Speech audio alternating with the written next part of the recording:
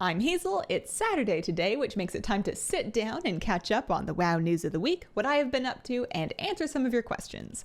This week we learned a little bit more about how we're getting tier set pieces in the upcoming patch 9.2. We know that tier pieces will be craftable through an outdoor system called the Creation Catalyst, and now we know that the Creation Catalyst will take 8 weeks to activate. So there's no need to go crazy farming currency in the early days of the patch to try to get yourself like full tier ASAP. It's not going to happen. The thing doesn't start working for 8 weeks. That's a long time. We also learned that when it does activate, you're going to be able to create tier pieces based on the charges. So you'll be able, the amount of tier that you create is determined by the available charges on the Creation Catalyst. Those charges accumulate over time and they are global. So it doesn't matter when you created your character or when you did the stuff. Even if you make a brand new character and get it caught up like 2 months into the expansion, you will have the same amount of creation charges available as somebody who is playing the whole time would have had over time. That makes it work as kind of a bad luck protection early on, where you get this sort of steady drip of craftable tiers. So if 8 weeks into the patch you just can't get one piece, you can make it. And then it works as catch up later on when somebody coming in later in the patch can make a bunch of tier very quickly and get caught up faster. I personally think that 8 weeks is a little bit of a slow burn for that first activation. That's quite a long time, but maybe I will change my mind when we see it in practice. Anything could happen. We also learned that in the raid, your tier pieces are going to drop as tokens and not as specific pieces as we previously thought. They are also on a separate loot table from the rest of the boss loot. So raids are guaranteed to see, quote, many set pieces over time. It sounds like they're working really hard to make it feel exciting to get pieces of your tier set while still kind of eliminating those scenarios in which really bad luck just ruins one raider's life. You can also, if you're lucky, get tier set pieces in your weekly vault, and based on PTR data mining, it seems that you can get them in any of the 9 slots, so from any activity. One way to look at this is to think, wow, no matter what kind of activity I prefer to do, my weekly vault has a chance to give me tier set pieces. That's neat. I don't have to do Mythic Plus or Raid or whatever in order to get my tier. That's one way to look at it. Another way to look at it is to say, oh no, now I must do everything from my weekly vault to get the maximum chance at tier set pieces so I can get my tier set more quickly. And, you know, both things are true depending on what type of player you are. It's kind of an echoed version of the dilemma that some people had at the very beginning of Shadowlands, where they felt like they needed to do all 9 vault options in order to get their item level up as fast as humanly possible. I'm not too worried about this. I am definitely more the first style of player. I'm just going to get my tier set as it happens to me. But if you want the most chances to get it as fast as humanly possible, then you might want to get some rated PvP going in the next patch so you can fill out those bottom 3 slots if you weren't already. Other 9.2 news of the week, a very welcome change. Flying is now going to be unlocked earlier. It has been untied from the Cypher the First One system, and instead you're going to unlock flying in Zereth Mortis by completing a simple achievement. The achievement requires a couple of basic things, just running around Zereth Mortis. You're going to kill 10 rares, loot some one-time treasures, that kind of thing. The only time-gated component in this achievement requires the 2nd week of campaign progress. So as soon as you've done the campaign that unlocks on the 2nd week of the patch, you could in theory get flying if you did the rest of it. And that is nice and fast, and I'm not going to complain. I've done some running around Zereth Mortis. It's beautiful on the ground, and I think it's going to be beautiful from the air too. It does have a teleportation system where there's like transporter paths to zoop you all across the zone built into it to kind of ease travel while you're on land. Although I suppose there's nothing stopping you from using those when you're also flying around. You just fly to the teleporter pad to zoop over. I forgot my point, but I'm excited.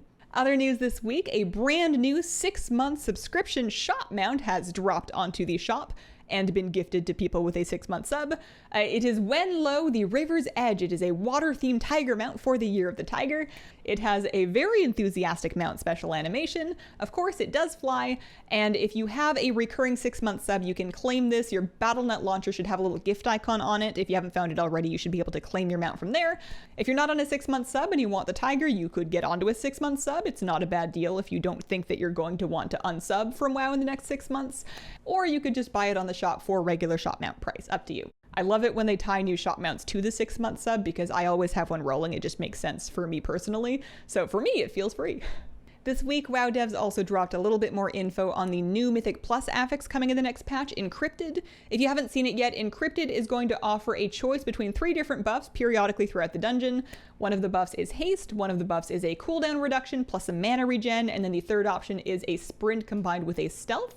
I don't think that I've talked about the Encrypted affix in one of these videos yet, so I should say that I really like it. It seems like a very low risk, like a very safe option for a Mythic Plus affix, which is fine by me. I just want like a good season to push keys in. I'm not looking for anything that's too fancy or out there. I am skeptical that the choice aspect is going to be much of a choice. The updates we got this week talked about how they are tuning up the ones that are not haste to hopefully make them more competitive and, you know, maybe have a different best answers depending on the situation, but we'll see.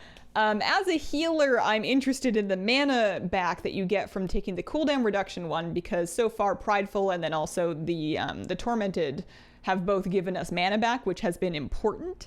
And if everybody always takes the haste one and I never get any mana back, then I'm gonna be thirsty. I guess I'll cross that bridge when I get to it. Last week, Blizzard teased that they would have a big announcement to make this week that has just happened.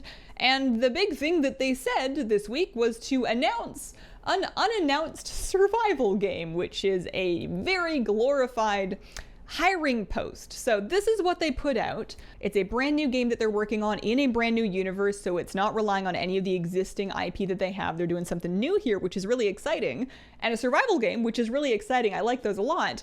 However, it is a hiring post. They're hiring for it, so it's weird. It's weird for them to announce something this early. It's weird for them to hype up a hiring post this much, and it makes me think that they just really badly want to say something that makes people hopeful and excited about Blizzard stuff again, but they just have nothing. So they have, you know, just like the very beginnings of a thing that could be good, and they're posting that because they feel like they gotta.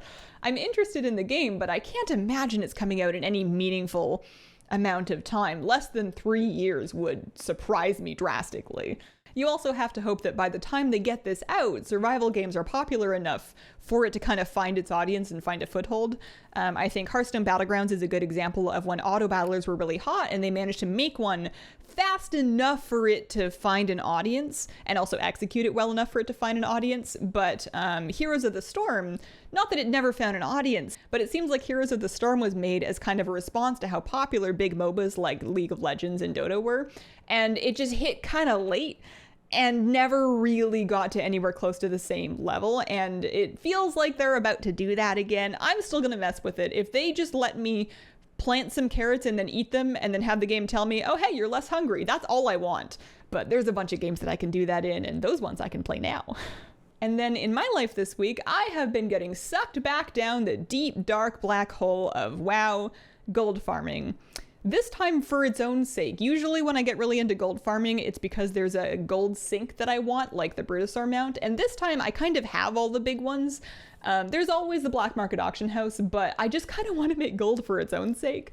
And I'm excited by trying out like lots and lots of different ways to do it and sort of seeing what feels good to me. There's a bajillion ways to make gold in WoW, so I've been trying what feels like all of them to see what's fun.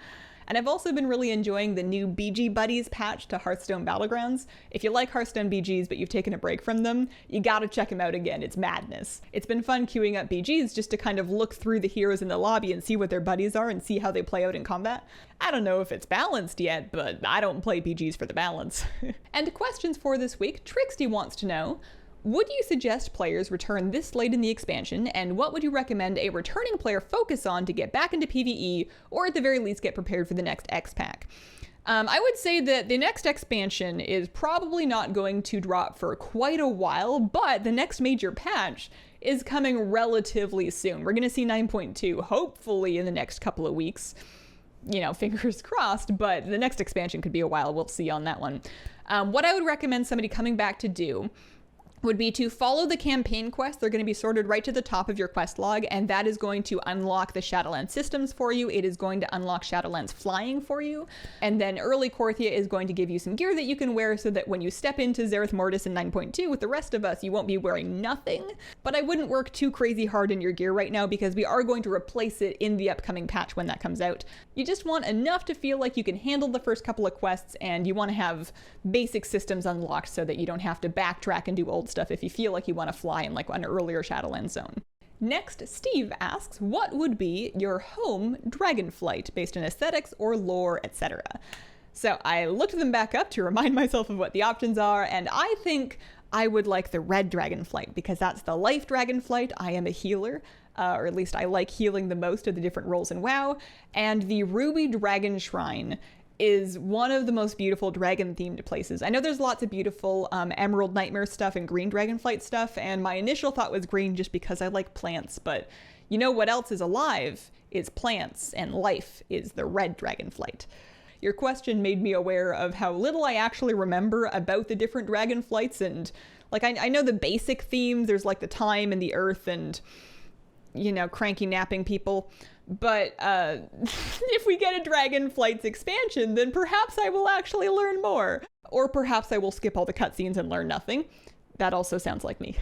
And Steinhell wants to know, can player housing, a seemingly vast and endlessly expansive system, save the game for many people? I feel it could add a monstrous amount of content outside of just Raid and Mythic Plus. I would personally start playing again every day if this was the case. I thought about it, and it's all speculative because, of course, whether WoW is saved or dead or whatever is very personal to each individual and how they view things. I think that it would make the game a viable option for some people, but maybe not as many people as you'd want it to, just because player housing as a system, as I see it, is a very kind of collector themed thing. My ideal version of player housing is a player housing where you can craft and collect furniture, and you can, you know, show off like your achievements, and you can show off your pets and your mounts, kind of like we could in the garrisons, and armor racks, and those are all things that appeal to collectors, and collectors already have a ton of content in the game right now. Shadowlands and BFA and Shadowlands have been incredible for how many things they've added for collectors to do and work on. I would guess that it would give the game a pretty good bump and be good for like long-term sub number health, but I would be surprised if it was just a life-changing, you know, like a really drastic increase in subs, just because those types of people already have things to do. I'm sure more of them would come back, but maybe not, you know, like an incredible amount of people. I don't know if any one system is really going to have that kind of impact anymore, just because WoW is always going to be fundamentally WoW, and if somebody has decided that WoW is not the right game for them anymore, then nothing's really going to change that, you know? They'll get curious about stuff, and a lot of people will kind of come back to check it out every couple of years or every couple of expansions, but it's at the core of it, it's still going to be the same game, and some people have either played enough of it and they want to play other things now, or they just decided it's not for them. I really want player housing, but I think it's unlikely to change that. And that has been the week. Thank you very much for watching. If you have a question for one of the news videos, please include it in the most recent one's comments, and also include the word question to help me find it. Hopefully, fingers crossed for a patch announcement soon would be nice. You know, crossing some toes too. Thank you so much for watching, and I hope you have a wonderful, wonderful day. Bye.